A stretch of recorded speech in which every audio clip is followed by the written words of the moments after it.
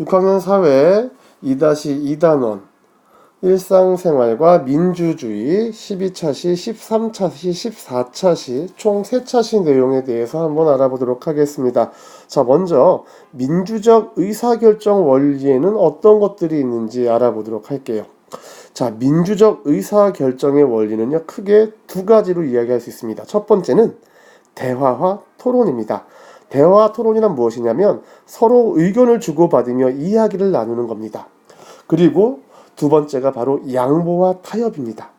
이 문제 상황에 관해서 서로 존중하면서 의논하는 것이죠.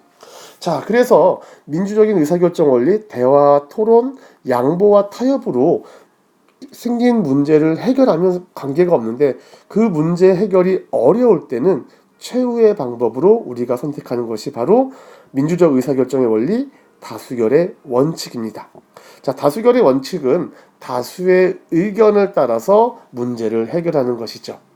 자, 하지만 다수결의 원칙에는 다수결의 원칙의 대표적인 사례는 이런 것들이 있습니다. 우리 바로 선거죠. 대통령 선거, 국회의원 선거, 또는 지방자치의회, 또는 지방자치단체장 선거, 바로 이런 선거, 또는 학교에서 학급 회장, 부회장 바로 선거할 때 바로 이 다수결의 원칙을 따르고 있고요. 학급 회의에서도 어떤 안건을 결정할 때 다수결의 원칙을 따르고 있습니다.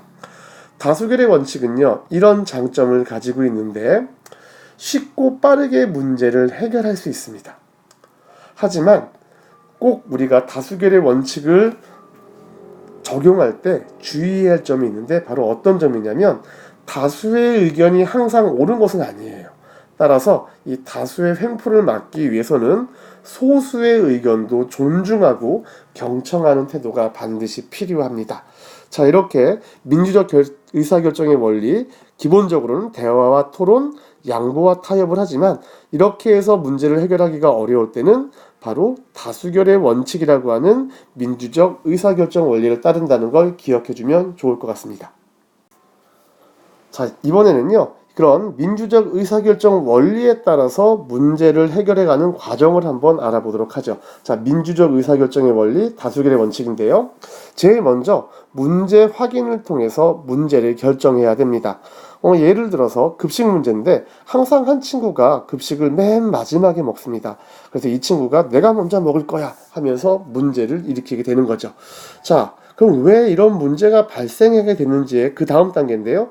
왜 그런 문제가 발생하게 됐는지에 대한 원인을 파악하는 것이 두 번째 단계가 되겠습니다.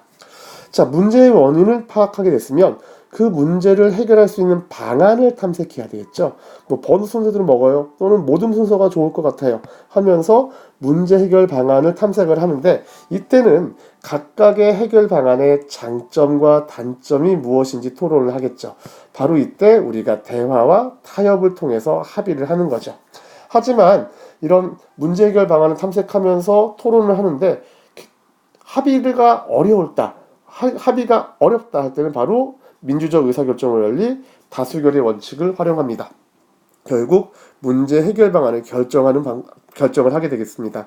자, 문제 해결 방안이 결정이 되게 되면은 다수결의 원칙에 의해서 나는 그렇게 하고 싶지 않더라도 전체가 결정한 그 결정 사항을 실천하는 것으로 문제를 해결하는 것이 우리가 민주적 결정 원리에 따라서 문제를 해결해가는 한 예가 되겠습니다. 자, 이렇게 12차시, 13차시, 14차시 내용을 간단하게 짚어보았습니다.